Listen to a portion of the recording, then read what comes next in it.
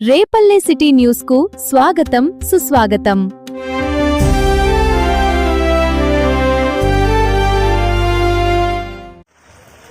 I don't ever slow up, no I don't take shit, I got no love for the fakeness. If you wanna play tough and wanna hate this, I'll always show up. I don't ever slow up, no I don't take shit, I got no love for the fakeness. If you wanna play tough and wanna hate this, I'll always show up and make a statement. I don't ever slow up, no I don't take shit, I got no love for the fakeness. If you wanna play tough and wanna hate this, I'll always show up and make a statement. Everything I do so instinctive and so passionate, every word I move so descriptive like an adjective. I got a vendetta against people who patented. ఇటీవల కాలంలో న్యాయవాద వృత్తికి ఛాలెంజ్లు విసిరేటటువంటి పలు సందర్భాలు చాలా చూస్తా ఉన్నాం। మనకి మరి ఈ మధ్య కాలంలో ఇటీవల న్యాయవాద వృత్తి మీద అది ఒక ముందే కుట్రతో ఉన్నట్టుగా ఉద్దేశపరమైనటువంటి దాడులు అరాచకాలు జరుగుతూ ఉన్న సందర్భాల్లో మనం ప్రొటెస్ట్ చేయటం అనేది కామన్ గా మారిపోయింది।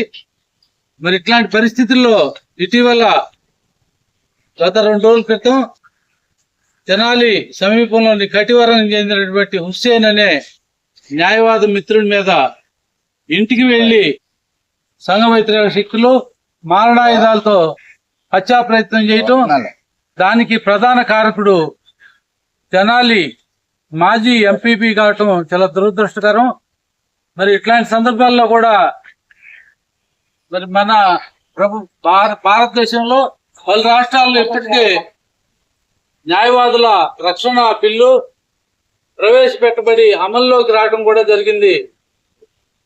మన రాష్ట్రంలో మీనమేషాలు లెక్కేస్తా ఇంకా ముసాయిదా తయారు చేస్తున్నాం అని చెప్పి అప్పుడప్పుడు పేపర్ ప్రకటన తప్పనిచ్చి మనకి ఎప్పటికీ ప్రొటెక్షన్ బిల్లు ప్రవేశపెట్టబడి అమల్లోకి వస్తుందో కూడా తెలియని అగమగోచరమైన పరిస్థితి నెలకొంటా ఉంటే మరి న్యాయవాదులకి రక్షణ ఏ విధంగా లభిస్తుంది అనేటటువంటి ఆందోళన న్యాయవాద వర్గాల్లో తలెత్తుంది।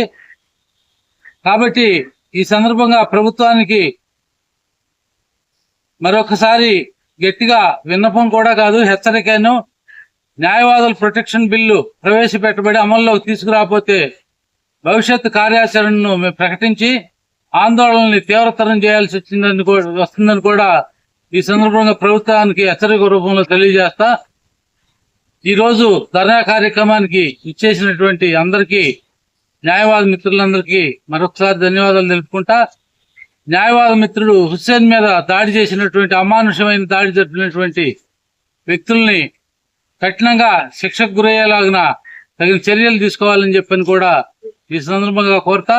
వారి తరఫున ఏ విధమైనటువంటి న్యాయ సహాయాన్ని మన న్యాయవాద మిత్రులు అందించాల్సిన అవసరం లేదని, అందించవద్దని కూడా ఈ సందర్భంగా కోరుకుంటా సెలవు తీసుకుంటున్నాను।